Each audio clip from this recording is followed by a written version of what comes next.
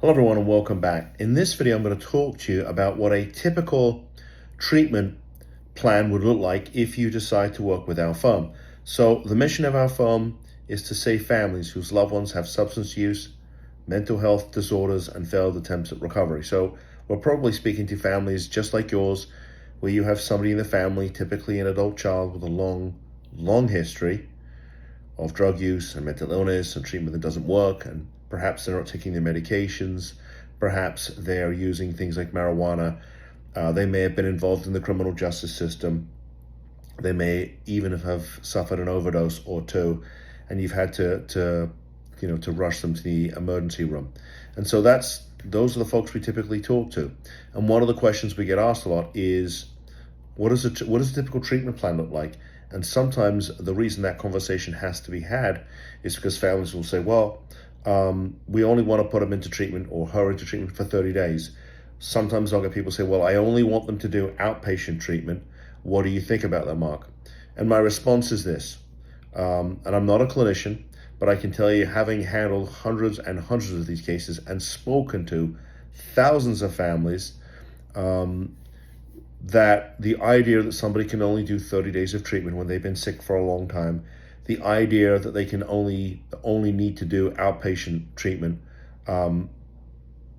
as a way to help them experience recovery and maintain recovery is, unfortunately, in my experience, simply not realistic. And I think that it's probably a waste of your time, your money, and your resources and your energy to think that doing that is okay. And the reason I say that is because I know of cases where other lawyers have taken cases and they don't have a problem doing that. And I frankly have a real issue with that, because allowing, not counseling a family that is probably going to be, not going to give them the solution to the problem, I think is wrong. And I've had to turn clients away when I don't think that we're going to get them the great result that they certainly are entitled to. So let's talk about what treatment with us typically looks like. And it doesn't matter whether or not you're doing the Marchman Act or the guardianship or a combination thereof. We typically want to put somebody in treatment for a minimum of 90 days. I prefer 6 months, okay? Our typical Marchman Act goes for about 6 months. Our guardianships typically go, a year and beyond. And the reason we do that is because we know from experience that if you can keep somebody in recovery for at least a year, they're more likely than not to maintain recovery, to have the skill sets, the habits, the desire to maintain recovery for the rest of their life. So the goal here is to do this once and get it right the first time. Now, that doesn't happen in every case. It happens in most cases, though, provided the clients make sure that their loved one works the treatment protocol. So we're talking about 3 to 6 months of some type of treatment, typically a combination of residential and hopefully some PHP, which is partial hospitalization, and maybe after 6 months, they're ready to go into sober living. And so how do we go from 6 months to a year? Well, typically that involves getting a sponsor, going to an AA or NA meeting, continuing with some type of outpatient services, working 12 steps, working whatever it takes to maintain recovery. And that hopefully gets us to 1 year. And then, at that point, it's not, well, they're cured, because no one's cured. It's recovery, right? So they got, from the year on, hopefully they've now developed the skill set that is needed to continue to maintain recovery. And I'll give you an example. One of my closest friends, he's now a clinician, has been in recovery for about 20 years.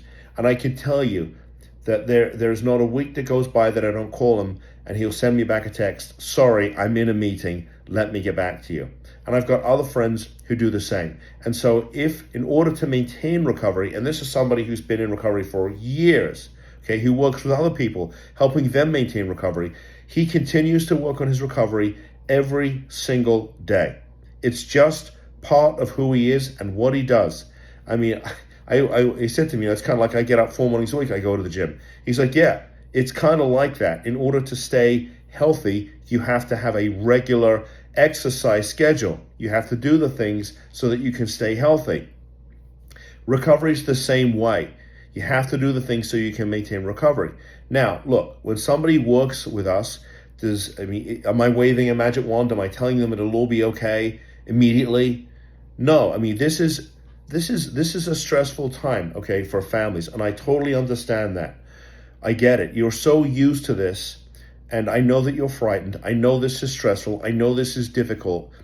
I have built an entire team that will be with you every step of the way. We will cross every bridge as we get to it. We'll hold your hand through the process. But it is a process, and I want you to think about, what was your loved one like before this insanity took hold of them, before their brain got kidnapped by their behavioral health disease? Because that's what it is. Their brain's been kidnapped. That's why when you speak to them, they're in denial. It's why they tell you there's nothing wrong with them, leave them alone, and that you need to go and see a therapist. It's why they can't make the decision to go to treatment, and if they can, they never stay long enough. So that is the idea of their brain has been kidnapped.